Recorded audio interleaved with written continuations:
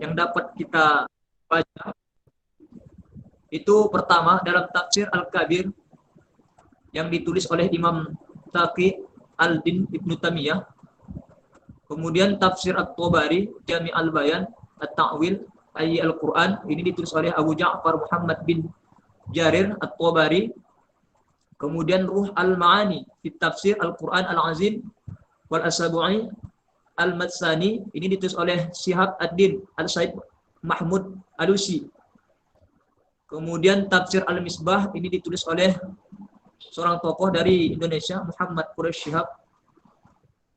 Adapun analisis kritis terhadap tafsir Al-Quran dengan Al-Quran, sebagaimana diketahui bahwa pertumbuhan dan perkembangan tafsir Al-Quran dimulai sejak zaman Rasulullah SAW.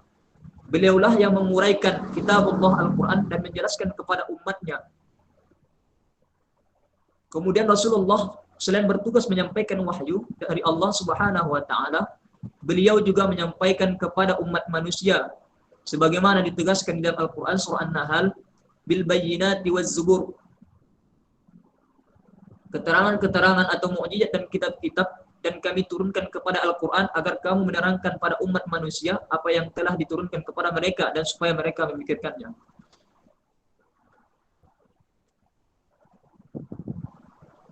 Kemudian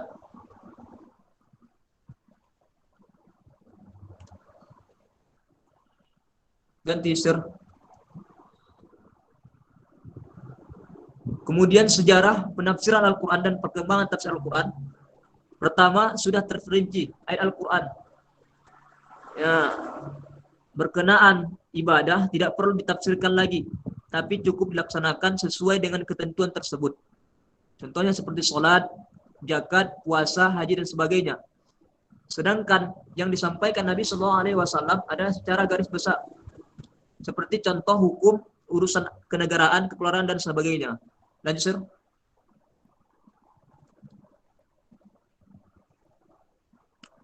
Adapun perspektif sejarah bahwa pembahasan mengenai klarifikasi metode tafsir Al-Quran. Pertama, metode tafsir bil riwayah. Kedua, metode tafsir bil isyari. Metode ismali, metode tahlili, dan metode maudhu'i. Kemudian, adapun kita kenal di era kontemporer pada saat sekarang ini, yaitu dengan sebutan tafsir hermeneutik. Tafsir hermeneutik ini upaya untuk mencoba menghubungkan horizon manusia lain atau melakukan tindakan penetrasi historis terhadap sebuah teks. Oleh karena itu, hermeneutik membutuhkan ijtihad untuk dapat melakukan empati sehingga dapat melakukan tindakan pemahaman yang sangat kompleks di atas. Selain itu juga hermeneutik harus berjuang menginformasikan teori pemahaman, bahasa, dan sejarah yang lebih kreatif, sebagaimana teori-teori fenomenologi umum dari sebuah pemahaman yang berfungsi dalam kegiatan interpretasi teks. Kemudian kesimpulan di sini bahwasanya tafsir, memahami tafsir Al-Quran dengan Al-Quran, yaitu bagian dari tafsir bil ma'sur. Bagian tafsir bil ma'sur.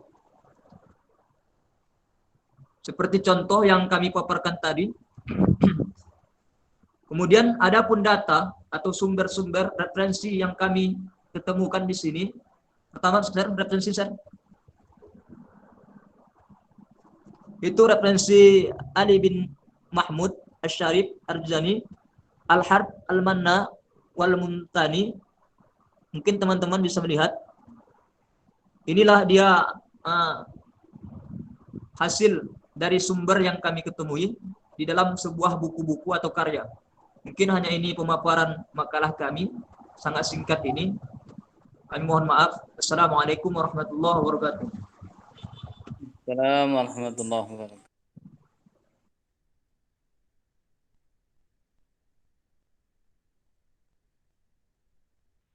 Ya, terima kasih sudah disampaikan oleh Surya dan siapa?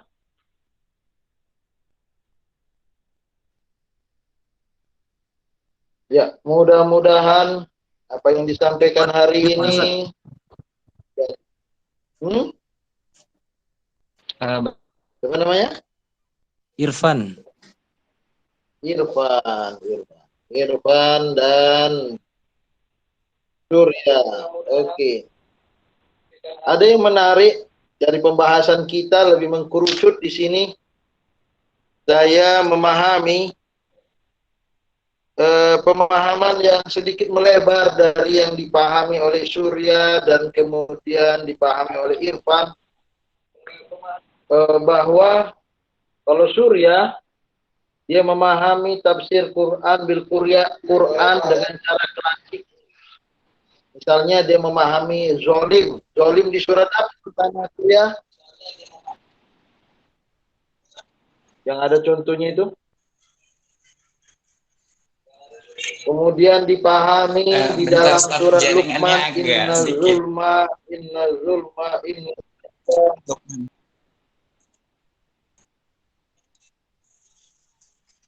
Jaringan saya terganggu ya. Nasyirka la zulmun azim di dalam surat Luqman. Jadi ini adalah penafsiran Quran dengan Quran yang dipahami secara klasik.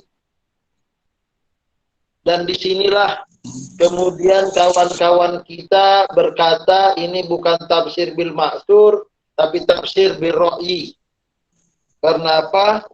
Karena dia membatasi tafsir Quran bil Quran itu apabila pemahaman di satu surat ditemukan penjelasannya di surat yang lain.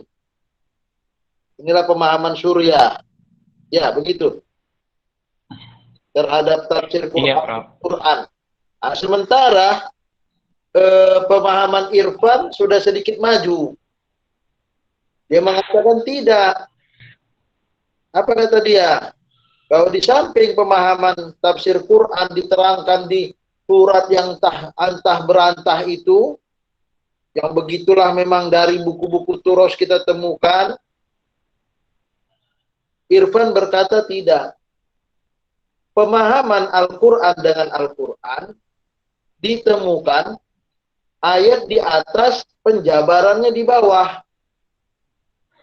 Tidak usah terbang jauh-jauh. Misalnya tadi disebutkan ihdinas siratal mustaqim. Penjelasan dari siratal mustaqim adalah siratal ladzina an'amta 'alaihim ghairil maghdubi 'alaihim waladdallin. Itu adalah tafsir Quran dengan Quran menurut Irfan. Tapi tidak menurut Surya. Nah, ini bagaimana? Atau model ada tafsir Quran bil Quran, model yang lain. Tapi kita diskusikan hari ini. Silahkan. Iya, baik. Baik Prof, terima kasih. Jadi coba Surya luruskan. Sebenarnya topik kami, makalah kami sudah Surya sampaikan di grup kemarin, bahwa topiknya adalah tafsir Al-Quran dengan Al-Quran, studi analisis kritik dalam lintas sejarah. Jadi Surya sama saudara Irfan itu bukan dua topik yang berbeda sebenarnya. Kami satu topik, satu makalah, tapi Surya menyampaikan pendahuluannya dari yang klasik sampai yang modern seperti yang disampaikan oleh Mas Irfan gitu, Profesor. Jadi menurut Surya bahwa tafsir Quran bil Quran itu bagaimana? Kalau menurut Surya ya seperti yang Surya sampaikan tadi gitu kan, menafsirkan Al-Quran itu dengan Al-Quran yang lain sih, Prof. Ya, apakah sepaham dengan yang disampaikan oleh saudara Irfan bahwa tafsir Quran itu ayat di bawah menafsirkan ayat di atas?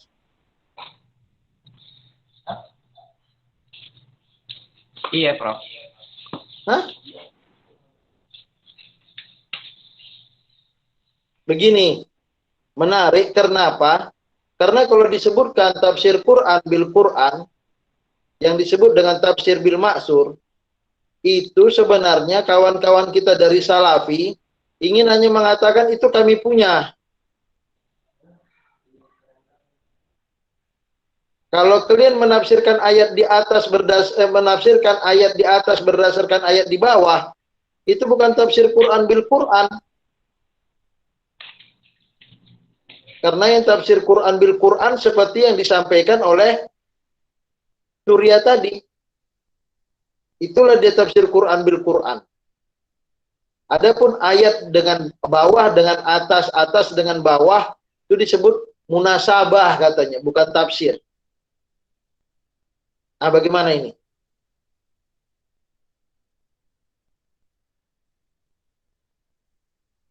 Atau Irfan boleh jawab? Atau ada model lain dari tafsir Quran bil Quran itu?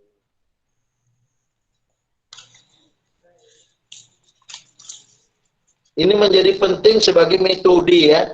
Metode. Sehingga apa? Sehingga kita bisa mengelaskan ini tafsir Quran bil Quran. Menurut versi ini, gitulah dia. Ini tafsir Quran bil Quran menurut versi si A. Ini tafsir Quran bil Quran menurut versi si C. Supaya apa? Jangan sampai kita mengatakan ini bukan tafsir Quran bil Quran karena rupanya beda versinya. Berapa versi tafsir Quran bil Quran itu atau semuanya sepakat ulama? Tafsir Quran bil Quran ada berapa bentuk? Itu dulu yang pertama. Dan siapa yang sepakat dengan bentuk ini, siapa yang tak sepakat dengan bentuk ini, sehingga ketika kita nanti berbicara tentang metode penelitian tafsir Quran bil Quran, kita sudah punya 3 bentuk dan sudah punya 3 mazhab. Sehingga tidak mengatakan inilah satu-satunya pendapat tafsir Quran bil Quran. Itu pendapat menurut versi si A. Tapi tidak sesuai dengan versi si B dan versi si C. Maka pelajaran kita pada hari ini harus sampai pada metode penelitian tafsir Quran bil Quran berbagai persepsinya. Dalam lintasan sejarah pertama muncul ini, yang kedua muncul ini, dengan bapak pemahamannya adalah si ini, yang ketiga muncul ini. Nah itu dia. Silakan.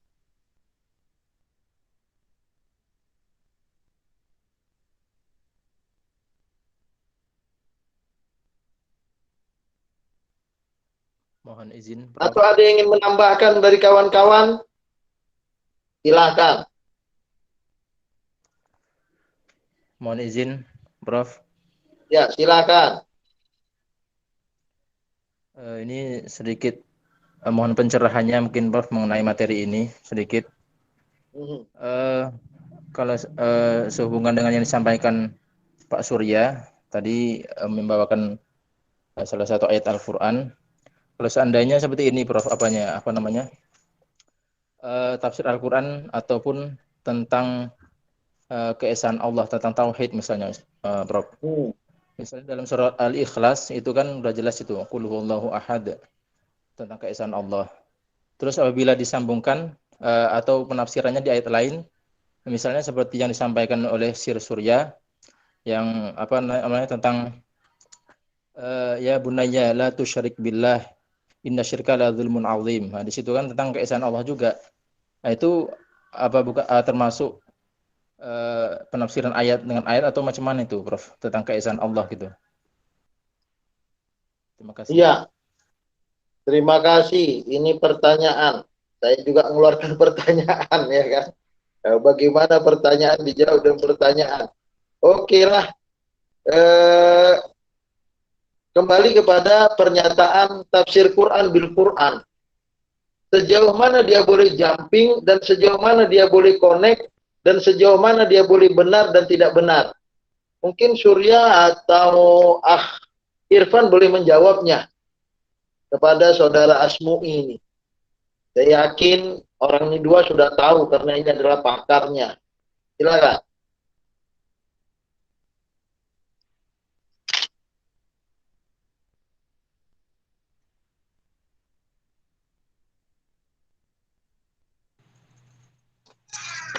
Baik, terima kasih. Jadi pada hal ini telah dijelaskan tentang tafsir Al-Quran dengan Al-Quran yang masuk dalam kategori tafsir bi al-maksur. Jadi tafsir bi al-maksur adalah menafsirkan Al-Quran dengan Al-Quran, Al-Quran dengan As-Sunnah, dan Al-Quran dengan pendapat atau penafsiran para sahabat Nabi dan Tabi'in. Jadi dinamai dengan bi al-maksur yang seperti saya sampaikan tadi dari kata atsar yang berarti sunnah, hadis, jejak peninggalan. Karena dalam menafsirkan Al-Quran, seorang mufassir itu menelusuri jejak atau peninggalan masa lalu dari generasi sebelumnya terus sampai kepada Nabi Muhammad SAW karena banyak menggunakan riwayat. Maka tafsir dengan metode ini dinamai dengan tafsir bi'ar-riwayah. Contohnya, tafsir Al-Quran dengan Al-Quran atau ayat dengan ayat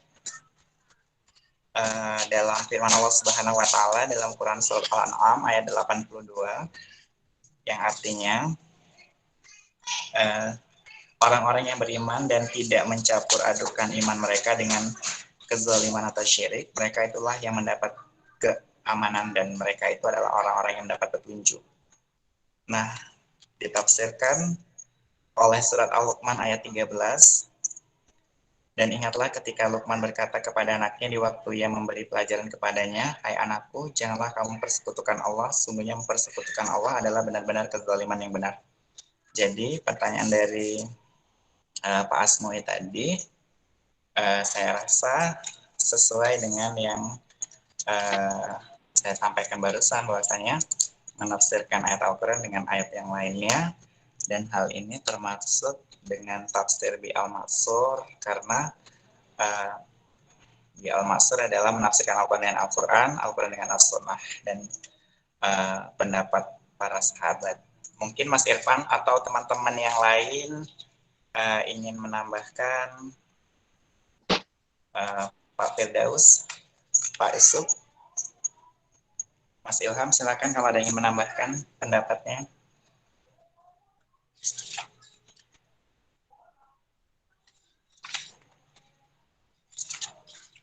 Itu tadi ya, satu contoh saya yang tambahkan. Jadi sebenarnya yang ingin kita sampaikan adalah bahwa ada tadi dikutip oleh Surya, fa'ammal ladzina fi qulubihim zayghun fayattabi'una ma tashabaha minhu ibtigha'al fitnati wa ibtigha'a ta'wilih wa ma ya'lamu ta'wilahu illallah war-rasikhuna fil ilmi. Jadi kapan kita boleh jumping? Selama memang kita tidak punya niat untuk merusak Al-Qur'anul Karim. Misalnya tadi surat Al-Ikhlas diterjemahkan dengan pemahaman surat Luqman ayat 13 ini. Monggo silahkan. Karena kita memahami ketauhidan itu dengan inna syirka la zulmun azim. Kalau engkau bertauhid, dilarang bagimu untuk melakukan kemusyrikan. Kalau engkau melakukan kemusyrikan, maka kamu akan mendapatkan, maka kamu dinilai sebagai pelaku kezaliman yang sangat amat besar. Ini pemahaman. Sementara yang kita dengar dari Sir Surya tadi adalah bahwa ayat-ayat yang dipahami dengan ayat-ayat lainnya itu, kalau itu ada nasnya. Kalau ada nasnya. Karena dia disebut dengan bil maksur. Jadi kalau misalnya ayat ini dipahami ayat ini berdasarkan hadis juga. Kalau saya tidak. Ayat ini dipahami ayat ini karena memang ayat ini bisa dipahami dengan ayat ini. Sejauh mana itu menjadi standar boleh tidak bolehnya? Itu tadi niat baik. Apakah niat baik cukup? Pertama kali niat baik. Fa'amal ladzina fi qulubihim zayghun fayattabi'una ma tashabaha minhu ibtigha'al fitnati wa ibtigha'a ta'wilih wa ma ya'lamu ta'wilahu illallah. Kemudian belajarlah ya'lamu. Jadi setelah niat baik, yang kedua belajar. Belajar dari mana? Dari Allah pertama kali, kemudian dari para ulama. Yang kedua, bagaimana belajar dari Allah? Inilah dia namanya hidayah. Wattaqullaha wa yu'allimukumullah. Wah, enak kali nanti Pak Ustadz. Kenapa kau menafsirkan begini? Aku dapat hidayah dari Allah. Semua orang berkata itu. Maka semuanya kembali kepada niat bersihnya. Itu siapa yang tahu? Kita dengan Allah lah. Kalau kita mengarang-arang dalam Al-Quran ini niat buruk, wah kita menjadi orang yang sangat dikecam oleh Allah. Jadi sebenarnya apa risiko kalau kita ngarang-ngarang? Melarikan pemahaman Al-Quran kepada hal yang tidak semestinya, kita berhadapan dengan Allah Subhanahu wa Ta'ala. Jadi pertanyaan dari siapa tadi? Dari Asmu'i itu, itulah yang bisa kita jawab, dan Dr. Surya sudah menulisnya di dalam PowerPoint-nya, saya rasa ya kan? Ya kan, ada kan? Ada. Ada, Prof. Ada. Ada. Cuman Tapi dia saking bingungnya itu semua dijawabnya kecuali ayat itu. Padahal kita mau ayat itu yang keluar. Oke, cocok. Jadi itu yang pertama. Tadi kembali lagi kepada permasalahan utama kita ya. Iya. Ada berapa model sih tafsir Quran bil Quran itu? Itu harus clear di pertemuan kita hari ini. Dan kita harus sepakat. Tadi pertanyaan menarik juga pernyataan dari Dr. Surya tadi, bahwa penafsiran Quran bil Quran itu pun harus berdasarkan hadis. ya. Kalau nggak berdasarkan hadis nggak bisa. Tapi itu pernyataan surah Al-An'am dipahami dengan surat Luqman ayat 13 itu saya rasa nggak ada hadisnya itu. Masih ada lagi, Prof, lanjutannya. Apa lanjutannya? Jadi penafsiran ayat dengan ayat itu tidak selamanya berdasarkan petunjuk Nabi Shallallahu Alaihi Wasallam seperti dalam contoh di atas kan, tapi bisa juga atas pemahaman para sahabat atau tabiin ya, seperti dalam penafsiran maksud kalimatin dalam surat Al-Baqarah ayat 37. Kemudian ada menerima beberapa kalimat dari Tuhannya, maka Allah menerima taubatnya. Sesungguhnya Allah Maha Penerima Taubat lagi Maha Penyayang.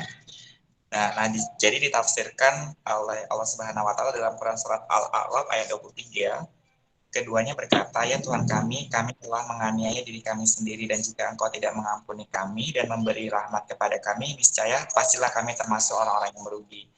Jadi penafsiran Al-Quran dengan Al-Quran adalah bentuk tafsir yang tertinggi. Keduanya tidak diragukan lagi untuk diterimanya. Alasan pertama, karena Allah Subhanahu wa Ta'ala adalah sumber berita yang paling benar, yang tidak mungkin tercampur perkara batil. Jadi terus yang kedua, karena himmah Rasul adalah Al-Quran, yakni untuk menjelaskan dan menerangkan. Jadi dari contoh tafsir Al-Quran bil Al-Quran ini, kita bisa mengkaji lebih dalam seputar konstruk teori penafsiran yang ada berdasarkan pendapat para ahli tafsir, diantaranya menurut Mustafid Sulaiman Al-Tahyat dalam kitabnya Usul Al-Tafsir. Jadi dalam kitab tersebut dijelaskan bahwa tafsir Al-Quran bil Al-Quran adalah penjelasan satu ayat dengan ayat yang lain, di mana di dalamnya saling menjelaskan satu sama lain, karena firman Allah Subhanahu wa Ta'ala lebih mubalaghah dari lebih Jadi begini, permasalahannya tadi Sir Surya mengatakan tafsir Quran dengan Quran itu tetap berdasarkan hadis Nabi atau perkataan sahabat. Padahal sebenarnya tadi diterangkan itu adalah tafsir Quran dengan Quran saja, tak ada berdasarkan hadis Nabi dan perkataan sahabat. Gimana itu? Ini menjadi tambah sempit tafsir Quran dengan berarti Quran bila hanya dipahami berdasarkan hadis Nabi, perkataan sahabat. Nanti ada khusus tafsir bil ma'sur itu yang berdasarkan hadis Nabi, ada juga tafsir Quran dengan perkataan sahabat. Ini paham maksud saya kan? Jadi ini tafsir Quran dengan Quran ini, siapa yang berhak menafsirkannya? Pertanyaan tadi dari Asmu'i bagus. Apakah harus berdasarkan Nabi atau perkataan sahabat, atau berdasarkan akal, pikiran, penafsir. Mana dia? Kalau menurut Surya, ini akal, ini berdasarkan Nabi dan sahabat. Jadi betul-betul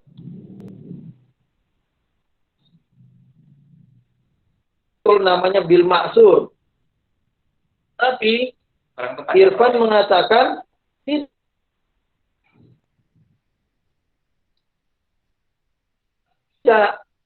Surat Al-Fatihah, ihdinas syiratal mustaqim.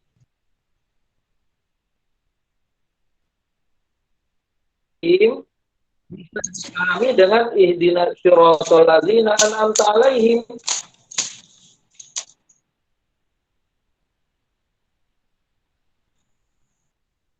Jadi ini berdasarkan akal, bukan berdasarkan hadis, bukan berdasarkan perkataan sahabat. Bagaimana?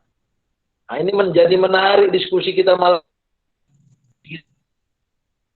Ubah di sini ideologi kita menjadi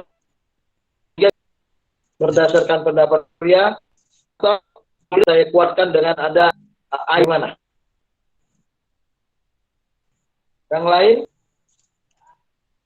Silakan Mas Irfan bantu menjawab. Iya, tentu saja. Mas Irfan. Mas Irfannya mana?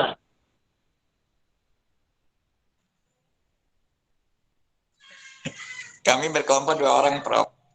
Saudara Irfan sama saya, Surya. Iya, memang Irfan ini atau Mas Hadi ada yang bersama tapi rupanya berseberangan.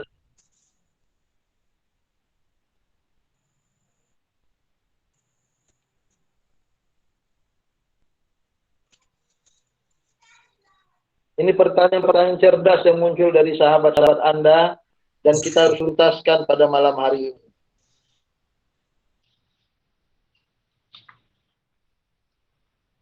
Silakan teman-teman, Mas Hadi, hingga Mas metode Ilham, penelitian ini. Jika ada yang ingin menambahkan atau memberikan pendapat, kami persilakan. Mas Saiful, Mas Yusuf, Mas Irsyad, Mas Fauzi. Masih banyak waktu kita kan? Udah, masih banyak 5 menit lagi. Izin Prof. Ya, silakan. Iya, silakan Pak Firdaus. Terima kasih Prof. Mengenai pertanyaan Prof tadi mengenai tentang tafsir Al-Quran bil Quran itu berdasarkan hadis dan juga perkataan sahabat dan lain-lain sebagainya. Kalau menurut saya, Prof, tidak hanya berdasarkan hadis tafsir Al-Quran bil Quran itu, ya bisa saja didasari dengan hadis untuk menguatkan argumentasi penafsiran tersebut. Dan juga bisa saja tafsir Al-Quran itu berdasarkan hadis-hadis dan tidak juga bisa saja tidak melalui penjelasan hadis. Misalnya seorang mufasir ingin menuangkan pemahaman atau menjelaskan sebuah ayat dengan muqarin ataupun ada hubungan semakna ya dengan ayat-ayat lainnya yang juga dikatakan penafsiran Al-Quran dengan Al-Quran. Termasuklah tadi yang dikatakan atau disampaikan oleh saudara Irfan tadi, termasuk artinya penafsiran Al-Quran dengan Al-Quran ini tidak hanya sebatas ditafsirkan ayat ini dengan surah atau ayat lain, tetapi bisa saja penafsiran Al-Quran itu ya dia seperti surah Al-Fatihah yang disampaikan oleh saudara Irfan tadi. Intinya adalah selagi ayat yang ingin kita tafsirkan itu mengandung penjelasan, ini juga termasuk dikategorikan terhadap tafsir Al-Quran bil Al-Quran. Mungkin itu dari saya, Prof. Oke, jadi clear dan jelas menurut pendapat saudara kita Ustadz Firdaus bahwa tafsir Quran dengan Quran itu boleh berdasarkan akal, pemikiran, penafsir. Ya, selama ada muqarin, selama ada mulazamah, selama ada tanasub, ya, selama ada keterkaitan. Itu yang ditanya oleh Ustadz Asmu'i tadi ya. Jadi saya rasa lebih enak begitulah ya. Tapi benar kata Mas Surya, ada orang yang berpendapat tafsir Quran dengan Quran itu harus berdasarkan hadis Nabi dan perkataan sahabat. Dengan demikian ada dua model sumber tafsir Quran dengan Quran itu. Tafsir Quran dengan Quran aja sendiri ada sumber. Tapi bagaimana tafsir Quran dengan Quran itu sumbernya? Pertama, mereka yang paling sempit lah ya, memahami Quran dengan Quran harus ada hadis Nabi dan perkataan sahabat. Maka yang keluar di mana-mana kalau cerita tafsir Quran bil Quran, ya ayat zalim inilah. Atau surat fatalaqa Adamu min Rabbi kalimatin, kemudian kalimat itu ditafsirkan ini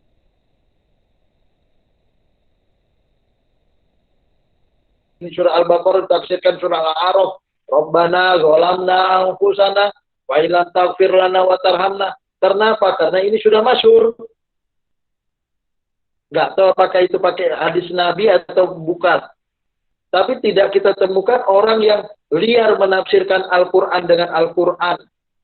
Namun, pendapat dari Firdaus dan dengan Firdaus dan Irfan, ini para mujaddid tafsir di abad 21 ini mengatakan boleh pakai akal pikiran penafsir. Nah, inilah dia harus begitulah. Ini namanya penemuan baru dalam penulisan karya ilmiah itu harus ada penemuan baru dan kita punya penemuan baru. Oke, itu kita selesaikan. Jadi ada dua pendapat. Saya tulis di sini ada dua pendapat. Dua pendapat. Ya, yang sempit dan yang longgar, ya kan? Tapi kita tidak setuju dengan pendapat yang sesat. Siapapun boleh menafsirkan pakai akalnya selama itu untuk menyesatkan. Tentu saja kita tidak sepakat lah tentang itu, ya kan? Tapi kita tetap bertanggung jawab. Saya rasa memang harus begitu. Pendapat yang longgar ini lebih menyelesaikan. Kenapa? Karena ustadz-ustadz dalam khutbah Jumatnya begitunya. Mana dalil kok Al-Quran ini kau pahami dengan Quran itu? Mana dalilnya? Nggak ada dalilnya. Cuma aku kait-kaitkan. Misalnya saya mengkaitkan Syahrul Ramadan allazi unzila fihil Quran hudan linnasi wa bayyinatin minal huda wal furqan dengan inna anzalnahu fi lailatul qadar. Karena apa? Karena kata Ustadz Firdaus ada mulaza'adah, ada keterkaitan muqaranahnya apa? Unzila fihi syahrul Ramadan allazi unzila fihi al-Quran, di sini inna anzalnahu. Tapi betul penafsiran bahwa yang namanya diturunkan pada surah Al-Qadar itu adalah Al-Quran. Kok ceritanya sholat tarawih? Bagaimana cerita surah Al-Qadar dengan sholat tarawih di bulan Ramadan pahalanya sama dengan 1000 bulan? Ini adalah tafsir Quran dengan hadis yang akan kita bahas di minggu berikutnya. Ini pemahaman pertama. Kemudian kita pindah kepada pemahaman yang disampaikan oleh saudara Irfan. Bagaimana kebolehan. Apa dalilnya? Siapa bapaknya ini? Siapa bapak yang boleh ayat 1 dipahami oleh ayat 2, ayat 2 dipahami oleh ayat 3, dan seterusnya. Siapa tokohnya? Kalau yang klasik tadi ini siapa tokohnya? Ini mungkin yang modern lah ini ya. Yang disebutkan oleh Irfan ini yang modern. Ada tahu siapa tokohnya? Mari kita diskusikan.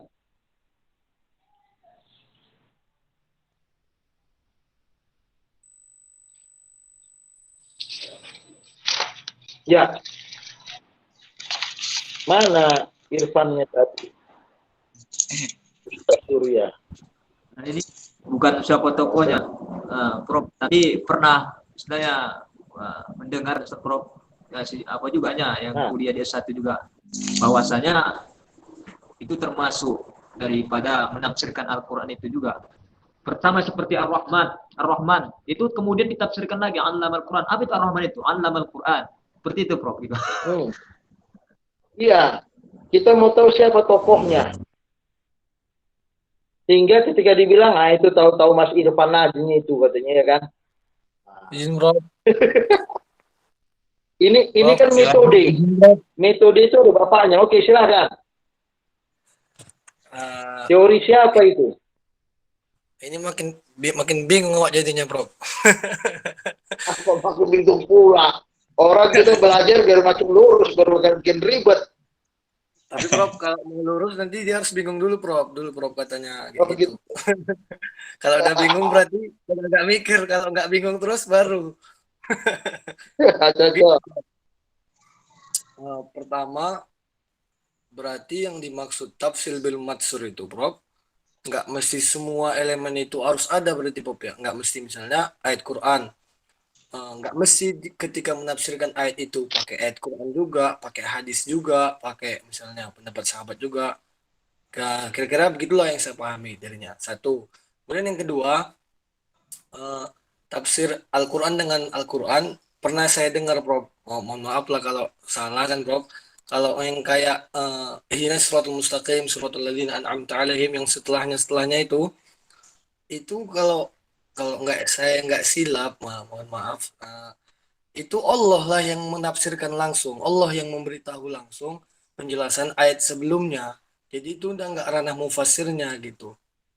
Jadi kita tinggal contoh kan, ini siratal mustaqim, siratal ladzina an'amta 'alaihim, itu kan memang munasabah kan, bahasa ada yang bilang kan munasabah juga. Nah, kalaupun dikaitkan ke tafsir, pernah saya dengar begitu, Prof. Itu memang Allah yang kasih tahu langsung sama kita. Kalaupun itu disebut tafsir, Allah lah mufasirnya begitu. Gitu kira-kira, Prof. Mohon maaf kalau salah, Prof, ya. Iya. Ringkasnya itu tafsir atau bukan? Tafsir Quran dengan Quran atau bukan? Bukan, Prof. Bukan, Prof. Itu lanjutan ayat, Bukan. Prof. Bukan, Prof. Lanjutan ayat, bukan tafsir. Iya, begini. Apa sih namanya tafsir itu? Pertanyaan pertama itu menjadi penting. Apa sih tafsir itu? Sehingga kita bisa mengelaskan ini tafsir, ini bukan tafsir. Kalau menurut bahasa buku kita Manahijul Mufassirin, tafsir itu adalah al-idah wal bayan. Al-idah wal bayan. Selama ayat sebelumnya diterangkan oleh ayat sesudahnya, maka itu adalah penafsiran. Kemudian dari situ Tobai mengatakan dirinya bahwa ini tafsir Quran bil Quran. Jadi siapa tokoh tafsir Quran bil Quran ayat 4 dipahami ayat 5? Nah, itu Tobai diantaranya. Dia memposisikan dirinya bahwa ini tafsir bil maksur, tafsir Quran bil Quran, karena ayat setelahnya menjelaskan ayat sebelumnya. Itu menjadi menarik. Atau nahwa tafsir maudhu'i li suwaril Qur'anil Karim yang ditulis oleh Muhammad Al-Ghazali. Nah, dia mengatakan ini adalah menuju tafsir tematik Al-Qur'anul Karim. Dia mengatakan itu tafsir tematik.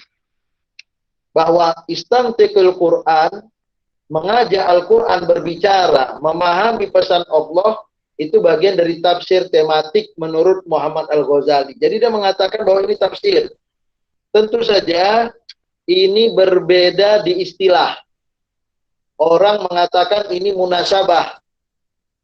Tetapi orang lain mengatakan ini tafsir Quran bil Quran. Nah, apa beda munasabah dengan tafsir Quran bil Quran? Munasabah itu hubungan. Hubungan ayat sebelum dan sesudahnya. Tapi terkadang hubungan itu bisa dalam bentuk al-idah. Ada dalam bentuk al-bayan. Al-idah wal-bayan ini disebut dengan tafsir. Nah, bagaimana? Saya melihat itu. Sama dengan definisi, apakah tafsir Jalalain itu tafsir? Apa sih yang dilakukan oleh tafsir Jalalain? Al-idah wal bayan. Dia tafsir mufrodat. Dan itu sudah cukup disebut dengan tafsir. Misalnya, alhamdulillah, asyukrulillah, al-alamin, kullu ma siwallah. Nah, sudah tafsir lah itu. Dia menafsirkan dari segi bahasa. Nah, ini tafsir dari segi ayat. Siratal mustaqim, pemahamannya siratal ladzina an'amta alaihim.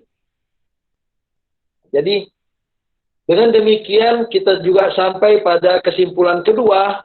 Artinya apa? Tafsir ayat 1 dipahami ayat 2 dan seterusnya, tokohnya adalah Muhammad Ghazali dan Tobak-Tobai. Tobak-Tobai seniornya dari Syiah dan Muhammad Ghazali juniornya dari Sunni. Pemahaman yang seperti ini tentu saja bisa disepakati dan bisa tidak disepakati. Yang tidak menyepakatinya mengatakan ini munasabah. Yang menyepakatinya ini adalah tafsir. Kemudian tafsir seperti ini kalau disebut sebagai bentuk tafsir maudhu'i, tafsir sesuai dengan kehendak Allah namanya ya.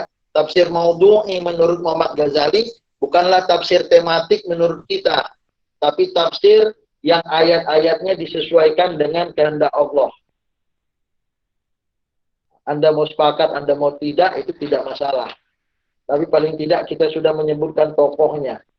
Bahwa tafsir Quran dengan Quran ayat 1 dipahami ayat 2, itu ada orangnya. Bapaknya adalah Muhammad Ghazali yang paling kontemporer, yang dulu adalah Tobak-Tobai. Dan dia menulis di depan surat, dalam buku tafsirnya itu, tafsir Quran bil Quran. Di mana tafsir Quran bil Quran dia? Oh, dia menafsirkan Quran pada ayat yang sama antara satu dengan yang lain. Oke, terakhir, masih ada setengah jam kita, ada pemahaman semi klasik. Jadi kalau pemahaman klasik itu ayat-ayat tertentu saja tafsir Quran bil Quran, dan pemahaman modern semua ulama dengan demikian menafsirkan Quran dengan Quran. Semua ulama menafsirkan Quran dengan Quran. Apalagi yang tahlili. Di saat mungkin orang agak alergi dengan tafsir birro'i, kita mengatakan, seperti contohnya tadi disebutkan tafsir misbah. Tafsir misbah itu tafsir Quran bil Quran atau tafsir birro'i itu? Kok bisa dia masuk tafsir Quran bil Quran? Kalau kata orang Salafi, dia tafsir birro'i. Karena Prof. Itu dia. Contohnya. Hah? Ya terserahlah. Semua orang punya pendapat seperti yang saya sebutkan tadi. Kembali lagi ke sini. Kalau dia tahlili, sudah pasti tafsir Quran bil Quran. Quraisy Shihab tafsir Quran bil Quran. Buya Hamka tafsir Quran bil Quran. Berarti mereka di samping tafsir bil ro'i, mereka juga tafsir bil ma'thur. Dari mana tafsir bil ma'thurnya? Karena dia memahami ayat secara runut, ayat 1 dipahami, ayat 2, kadang 5 ayat dijadikan 1, dipolesnya, dipahaminya secara utuh. Itu sudah tafsir Quran bil Quran. Ada yang nggak sependapat, nggak masalah. Berarti dia menganut, paham bahwa hubungan satu ayat dengan yang lain bukan tafsir, tapi munasabah. Kan enak, ya kan? Enak. Jadi nggak ada yang salah. Yang ada adalah pendapat siapa yang digunakan dalam menilai metode yang digunakan.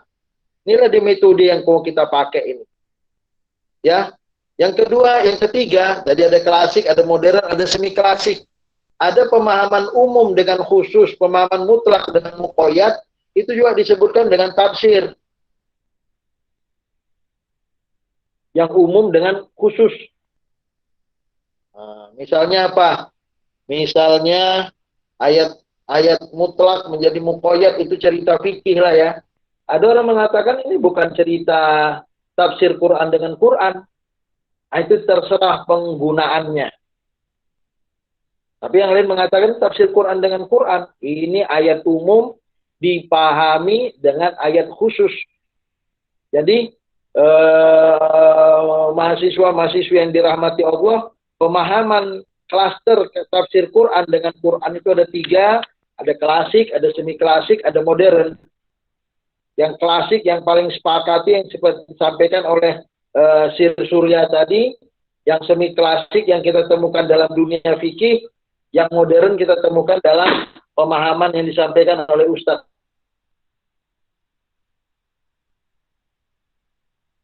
irfan. Semua bercabang pada dua pendapat. Pendapat yang pertama, bahwa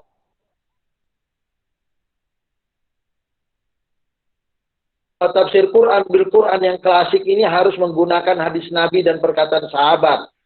Pendapat kedua mengatakan ini boleh berdasarkan akal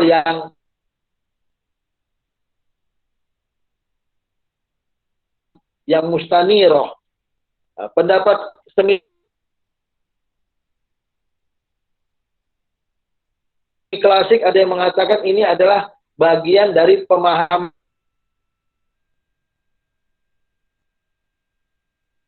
Al-Quran. Dia bukan tafsir. Tapi ada yang lain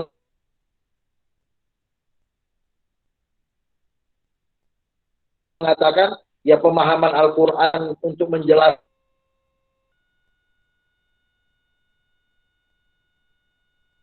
dan al-idah wal bayan itu adalah tafsir. Begitu juga pendapat yang ketiga tentang ayat sebelumnya ditafsir, ayat mudahnya sahabat. Tapi ada yang mengatakan ini tersah dan juga memakai ini. Kemudian menarik juga yang tidak bisa ditafsirkan dan tidak yang sudah disepakati. Misalnya apa? Sholat, puasa, haji bisa ditunjukkan lagi surya yang tidak bisa ditafsirkan atau dibaca pun jadi yang dua kerangka itu. Sementara hukum dengan ini bisa ditafsirkan dan bisa dicari penafsiran. Coba kita lihat. Karena ini penting. Apakah ada ranah-ranah yang tak boleh ditafsirkan? Atau semua bisa ditafsirkan?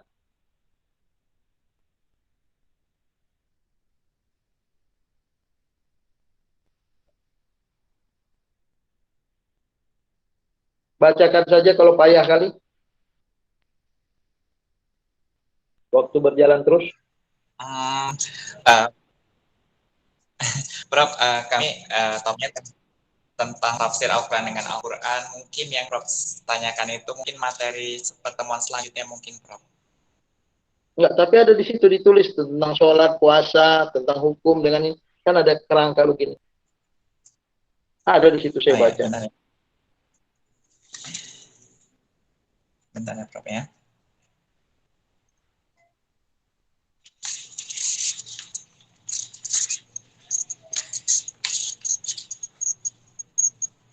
Mas Irfan tadi menemukannya di slide tentang sholat. Mas apa Pak Irfan Surya. ya.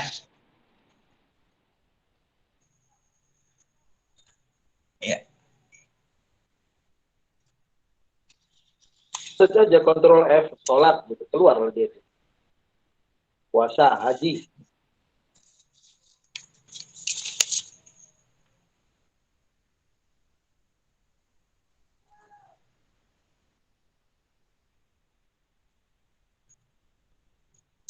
Sejarah penafsiran Al-Quran dan perkembangan tafsir dibagi menjadi dua macam kategori penafsiran Nabi Shallallahu Alaihi Wasallam. Kategori pertama yaitu sudah terinci, artinya apa yang telah digariskan oleh Nabi Shallallahu Alaihi Wasallam berkenaan ibadah tidak perlu ditafsirkan lagi, tapi cukup dilaksanakan. Ini coba lihat ya. Tapi cukup dilaksanakan sesuai coba. Ya. Ulang ya apa katanya? Ulang. Baca lagi. Sejarah penafsiran Al-Quran dan perkembangan tafsir dibagi menjadi dua macam kategori penafsiran Nabi Shallallahu Alaihi Wasallam. Jadi kategori pertama yaitu sudah terinci, artinya apa yang telah digariskan oleh Nabi Shallallahu Alaihi Wasallam berkenaan ibadah tidak perlu ditafsirkan lagi, tapi cukup dilaksanakan sesuai dengan ketentuan tersebut, tidak boleh diubah sedikit pun. Jadi hal ini biasanya menyangkut masalah ibadah seperti kewajiban sholat, zakat, puasa, haji dan sebagainya. Kategori kedua yaitu yang disampaikan Nabi Shallallahu Alaihi Wasallam adalah secara garis besarnya saja. Ini biasanya berhubungan dengan masalah muamalah atau kemasyarakatan seperti hukum, urusan kenegaraan, kekeluargaan dan sebagainya. Itu, Prof. Apa benar begitu? Apa benar? Bagaimana? Ini untuk S2 ini perlu dibahas secara lebih serius ini. Gimana? Cocok atau nggak cocok? Nggak cocok atau nggak cocok ini?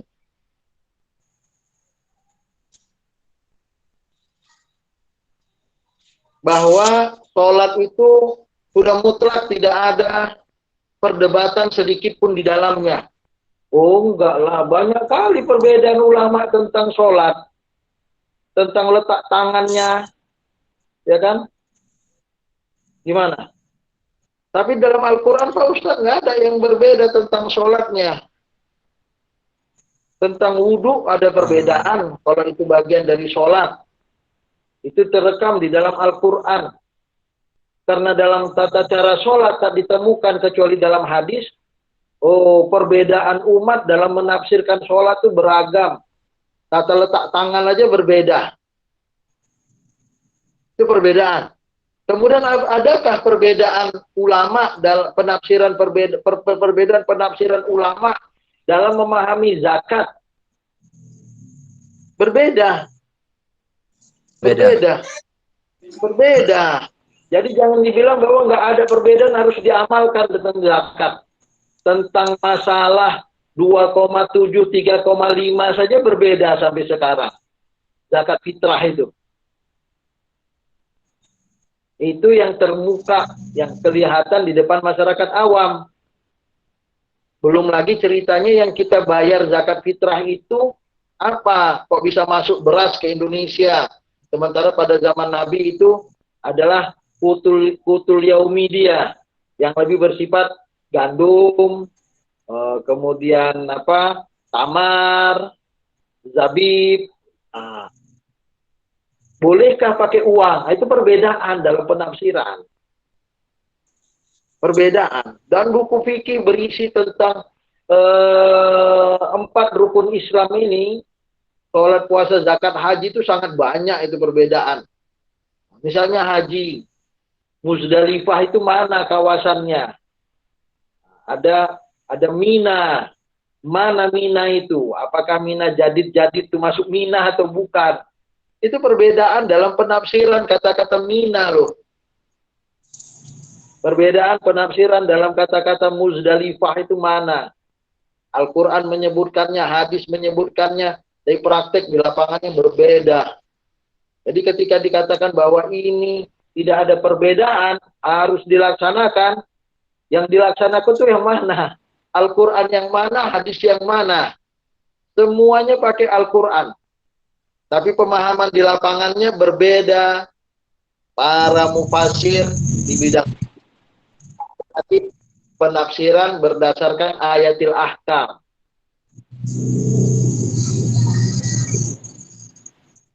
Sementara muamalah pun begitu. Jadi begini, ada di dalam akidah, di dalam fikih muamalah, di dalam syariah, hal-hal yang qat'i tidak boleh kita campur. Itu di semua bidang, bukan di bidang fikih saja. Bukan di bidang akidah saja, di bidang muamalah pun ada hal-hal prinsip yang kita tak boleh lagi menafsirkannya di luar dari yang sudah qat'i itu. Tapi ada hal yang di dalamnya, ranting anak cabangnya, kita boleh menafsirkan itu dan penafsiran para ulama berbeda. Bisa 2, bisa 3, bisa 5, bisa banyak. Nah itu dia. Misalnya contoh apa? La ilaha illallah kita sepakat. Tapi tauhid menurut para ilmu kalam itu berbeda. Salafi mengatakan tauhid dibagi 3. Tauhid uluhiyah, tauhid rububiyah, tauhid asma wa sifat. Tapi Asy'ariyah mengatakan tidak begitu. Dalam pelajaran akidah, kita membahas tauhidullah itu dengan sifatnya yang 20 tadi. Tapi berbeda pula dengan tauhidnya Syiah. Kamilah pemaham tauhid nomor 1. Usulul khamsah mereka nomor 1-nya adalah at-tauhid. Bahwa Allah itu tidak zaidah ala zat, tapi huwa zatuhu. Ini semua tauhid. Tapi pemahaman tauhid itu beragam di rantingnya. Di rantingnya beragam. tetapi di puncak porosnya sama. Begitu juga dengan sholat. Sholat subuh 2 rakaat. Tapi ada orang mengatakan sholat subuh harus kunut. Ada yang mengatakan sholat subuh kalau kunut haram, bid'ah, sesat. Tapi ada yang mengatakan sholat subuh yang kunut 2 rakaat itu setelah ruku. Ada yang mengatakan sebelum ruku. Beragam. Ini namanya furu'iyah. Tapi satu catatan penting sebelum kita bubar pada hari ini, bahwa perbedaan ulama itu adalah kekayaan. Penafsiran ini adalah kekayaan. Kita tidak memonopoli. Kalau bukan begini, bukan tafsir Quran dengan Quran. Kelas kita hari ini dibangun bahwa semua pemahaman tentang tafsir Quran bil Quran, dari klasik, semi klasik sampai modern, kita terima. Karena memang ilmu tafsir ini berkembang. Siapa yang berhak mengatakan ini tafsir dan ini bukan tafsir? Gak ada yang berhak itu. Semuanya berhak. Karena apa? Karena ini kalamullah. Diserahkan kepada ulama. Dan mereka adalah ulama. Nah, maka kita perlu siapa bapaknya. Supaya kita tidak mengatakan, wah Ustaz Jenal itu tahu dari mana? Dia siapa itu? Maka perlu siapa pakar yang mengatakan ini boleh. Itu dia. Saya rasa itu catatan penting. Ada yang ingin bertanya lagi di waktu kita 15 menit? Kita sudah sampai mengkerucut. Sudah sangat jelas, Prof. Izin bertanya, Prof. Ya. Silakan. Assalamualaikum dan kawan-kawan sekalian. Sebagaimana tadi sudah saya dengarkan ya, walaupun sedikit tadi ada, berarti penafsiran Al-Quran dengan Al-Quran ini, selain dia menggunakan beriwayah, dia juga menggunakan ijtihad, atau istilahnya ada istilah tauqifi dan taufiki ya Ustaz. Kemudian apa standarisasi untuk istimbat maupun istidlal dari penafsiran Al-Quran dengan Al-Quran ini Ustaz? Karena kan bisa saja orang mengklaim bahwasannya ayat ini ditafsirkan oleh ayat ini gitu. Jadi apa standarnya Ustaz? Demikian Ustaz. Assalamualaikum warahmatullahi wabarakatuh. Ya. Jadi standar yang paling mudah bahwa sebagai pendekatan ulama dan sebagai pendekatan dai, mubaligh atau ustadz, maka kita bisa menggunakan 3/4 kisah-kisah dalam Al-Quran itu untuk saling mendukung dan mengkaitkannya. Ya, jadi Al-Quran itu 3/4 cerita loh. Dan kita perlu mengadakan metodologi penelitian itu arahnya ke sana. Sementara ada sekitar 500 ayat yang terkait dengan hukum. Itu serahkanlah yang pakar di bidangnya lah. Saya itu pun angkat tangan kalau cerita itu. Jadi ada tafsir ayatil ahkam, biarkanlah ulama fikih yang bergulat di bidang dia. Berkutat, bergelut, berantuk antara mereka, itu untuk 500 ayat serahkan mereka.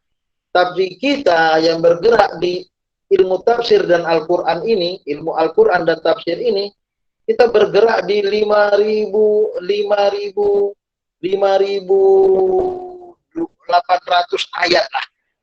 5.800 ayat. Artinya pemahaman satu kisah dengan kisah yang lain, atau pemahaman ayat sebelumnya dengan ayat sesudahnya, wah itu sangat bisa kita gunakan. Dan itu sangat baik untuk para alim ulama. Dan saya menggagas dalam tafsir inspirasi saya, udah nggak usah jauh-jauh memahami Al-Quran, ayat 1 pahami saja dengan ayat 2, ayat 2 memiliki poin terkait dengan ayat 3, ayat 3 dan 4 memiliki satu keterkaitan dengan satu judul, dan sekian banyak subjudulnya. Itulah dia jadi tafsir inspirasi, yang saya memposisikan diri bahwa ini adalah tafsir Quran dengan Quran, gunanya untuk berdakwah. Dan itulah yang terjadi dari para da'i kita. Alim ulama menceritakan satu ayat ini, teringat di ayat yang lain disebutkannya. Sebagaimana tadi sudah disebutkan di awal, apa batasan boleh dan tidak boleh? Fa ammal ladzina fi qulubihim zayghun. Rupanya salah tafsir Ustadz tuh. Tapi memotivasi umat. Tetap masih dapat pahala lah. Karena dia tak punya niat jelek. Wallahu a'lam.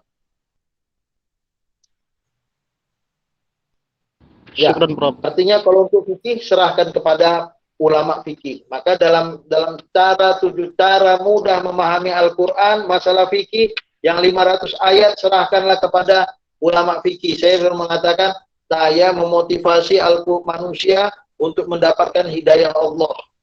Karena Al-Quran berisikan hidayah hudan linnas wa bayyinati minal huda wal furqan. 3/4 isinya bayyinati minal huda. Ujungnya adalah Al-Furqan. Kita tidak berdebat di bidang fikih di sini. Maka kalau ada permasalahan fikih, serahkan kepada pakarnya. Maka kita masuk di ranah usuluddin lah. Nah, ilmu Al-Quran dan tafsir ini masuk ranah usuluddin. Biarlah orang syariah dan hukum membahas tentang hukum-hukumnya. Wallahu a'lam. Terima kasih Ustaz Hadi. Izin, Prof. Izin, Prof. Ya, silakan. Jadi, bisakah kita menafsirkan, Prof? Alif lam mim itu kita katakan kitab. Misalnya jadi kalau kitab, karena selalu asalkan ada alif lam mim, alif lam ro, itu selalu ujung-ujungnya di awal ayat, di kemudian ayat itu jadi kalau kitab. Apakah kita bisa mengatakan itu kitab, Prof? Saya mengatakan itu kitab gitu. Seperti itu, Prof. Alif lam mim gitu. Iya. Jadi apa landasannya? Itu menjadi menarik. Apakah huruf muqatta'ah ini bisa kita artikan dengan pemahaman kita? Ada orang yang coba memahami itu. Asal ada benang merah itu logis, silahkan. Maka kita menemukan di antaranya tafsir Sa'rawi mengutip pendapat orang-orang terdahulu. Ada yang mengatakan alif lam. Alif adalah Allah, lam adalah malaikat, mim adalah Muhammad katanya. Ada juga memahami alif lam mim dengan tambih. Itu adalah bahasa isyarat yang tidak dipahami bagaikan lonceng berbunyi di hotel atau dimanapun bunyi ting tong ting tong. Pendengar para pengunjung yang hadir di hotel ini jam berkunjung sudah selesai misalnya, kan ada bunyi ting tong ting tong. Ada yang memahami seperti itu. Boleh nggak itu? Selama dia bertanggung jawab dengan ucapannya dan memang ini cocok dalam pemikiran dia, nah itulah yang terjadi di kalangan para ulama. Kok bisa ulama suka-suka? Sebenarnya mereka bukan suka-suka. Mereka adalah wattaqullah wa yu'allimukumullah. Namanya juga ulama. Dia bertakwa kepada Allah dan Allah memberikannya ilmu. Wa yu'allimukumullah. Ini masalah ilmu laduni, ini masalah hal yang relatif dan sensitif gitu ya. Karena dalilnya dari mana? Aku mendapatkan mimpi tadi malam. Sa'rawi pernah mengatakan itu. Kawan-kawan dari Salafi masa tafsir berdasarkan mimpi. Tapi dia mengatakan inilah dia tafsir Al-Quran yang mengatakan wattaqullah wa yu'allimukumullah. Itu satu hal. Hal yang kedua tadi pertanyaannya Allah. Apa tadi? Boleh nggak kita menafsirkan alif lam mim dengan Alkitab? Tapi sebenarnya bukan begitu. Yang disampaikan oleh para ulama termasuk Syekh Sa'rawi, setiap huruf muqatta'ah pasti terkait dengan Al-Quran, kitab suci atau properti yang terkait dengan dia. Misalnya nun wal qalami wa ma yasturun. Pena yang menulis Al-Quran itu. Atau alif lam mim zalikal kitabul la raiba fi Yasin wal Qur'anil hakim. Hampir semua huruf muqatta'ah terkait dengan kitab suci. Sehingga Syekh Sa'rawi mengatakan ini hubungan ayat 1 dengan 2. Ayat 1 dipahami dengan ayat 2. Jadi huruf muqatta'ah yang berbunyi wallahu a'lamu bimuradi, hanya Allah yang tahu maknanya, dipahami dengan kalau engkau mau tahu juga banyak hal yang tak perlu kamu ketahui, tapi ketahuilah bagaimana engkau masuk surga, terhindar dari neraka, bagaimana engkau diridhoi Allah, terhindar dari murkanya. Pengetahuan itu semua tertuang di dalam Al-Quranul Karim. Inilah dia pemahaman tentang hubungan huruf muqatta'ah dengan Alkitab setelahnya, atau dengan Al-Quran, atau dengan propertinya seperti pena, dan lain sebagainya.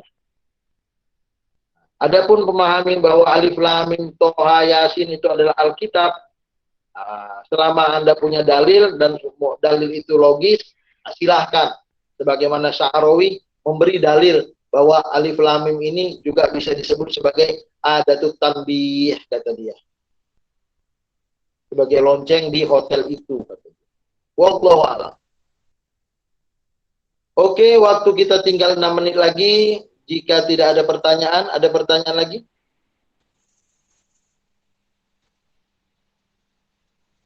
Kita tutup ya, Prof. Ya, Kalau ada mudah-mudahan pertanyaan lain. 3 model pemahaman. Ya, pemahaman Quran dengan Quran itu sudah sangat menarik. Ada pemahaman secara klasik, semi klasik, dan modern. Tentu saja kesimpulan yang bisa kita ambil bahwa ini bercabang. Ada yang ngotot tidak, yang namanya tafsir Quran bil Quran itu cuma ayat-ayat tertentu saja. Ada yang melebarkannya.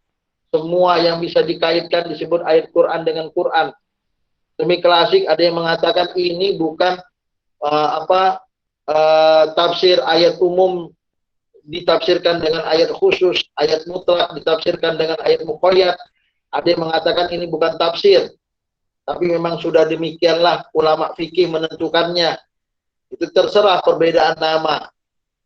Sebagaimana pemahaman kontemporer yang dilakukan oleh Tobai dalam tafsir Al-Mizan. Dia menulis tafsirku ini adalah tafsir bil ma'thur, tafsir Quran bil Quran, karena dia runut ayat 1 dipahami ayat 2 dan seterusnya. Atau lebih jelasnya Muhammad Al-Ghazali mengatakan semua yang kutafsirkan menjadi satu pemahaman yang utuh. Kusebut dengan nahwa tafsir maudhu'i liswaril Quranil Karim, menuju tafsir tematik. Dia sebutkan tafsir tematik berdasarkan kehendak Allah di dalam Al-Quranul Karim. Moga-moga kita semua dapat memahami tafsir Quran ini lebih umum. Tentu saja ini adalah pencerahan bagi kita semua, dan kita menyebutkan dalilnya. Kalau ditanya mana dalilnya, kita sebutkanlah dalilnya. Dan juga satu catatan penting bahwa semua bisa ditafsirkan berbeda, dan perbedaan itu adalah di bidang cabang dan ranting. Adapun masalah hukum, masalah akidah, masalah syariah, masalah muamalah, ada juga prinsip-prinsip yang sudah disepakati. Jadi yang disepakati bukan saja dalam sholat, puasa, haji, tapi di semua lini ada prinsipnya, ada usulnya, dan di semua lini ada furu'nya. Bukan di usuludin saja yang usul, di usuludin yang usul pun ada yang furu'. Di syariah yang furu' pun ada yang usul. Di muamalah yang furu' pun ada yang usul. Di mana-mana ada yang furu', pasti ada yang usul. Di mana-mana ada yang usul, pasti ada yang furu'. Yang furu' bisa dipahami, yang usul serahkan ketetapannya kepada Allah Subhanahu wa Ta'ala. Mudah-mudahan minggu depan kita ketemu lagi. Mohon maaf saya harus menggeser jadwal kita. Terima kasih kepada Sir Surya dan Ustadz Irfan. Terima kasih kepada para penanya, dan terima kasih kepada seluruh mahasiswa yang hadir. Moga-moga pemahaman ini dapat mencerahkan kita dalam pelajaran metodologi, penelitian, tafsir, dan ilmunya Al-Quranul Karim. Mohon maaf. Wassalamualaikum warahmatullahi wabarakatuh. Waalaikumsalam. Baik, pada akhirnya dalam memahami ajaran secara agama atau menafsirkan Al-Quran, sebagaimana memahami dan menafsirkan tidaklah sepenuhnya benar. Sebabnya, apapun jenis penafsiran, jenis metode yang dipakai, sedikit atau banyak, kemungkinan besar dipengaruhi oleh sekian banyak faktor, antara lain pengalaman, pengetahuan, kecenderungan, dan latar belakang pendidikan yang berbeda antara satu generasi ke generasi yang lain. Jadi memaksakan suatu pemahaman kepada orang lain adalah sebuah tindakan arogansi pemikiran. Sebab itu diperlukan upaya kreatif untuk melahirkan metodologi yang benar-benar mampu memberikan jawaban atas problematika yang dihadapi umat, sekaligus memberikan pagar metodologis yang dapat mengurangi subjektivitas para mufassir. Demikian presentasi kami pada malam hari ini. Terima kasih banyak kepada Profesor Zainal atas yang telah membuka wawasan kita semua tentang tafsir Al-Quran dengan Al-Quran. Semoga menjadi amal jariah Prof dan bermanfaat bagi kita semua. Terima kasih kepada teman-teman penanya dan teman-temannya dan yang hadir pada hari ini. Sehat-sehat kita semuanya ya. Assalamualaikum warahmatullahi wabarakatuh. Waalaikumsalam warahmatullahi wabarakatuh. Jazakumullah khairan, Prof. Sehat-sehat semuanya. Sehat-sehat, Prof.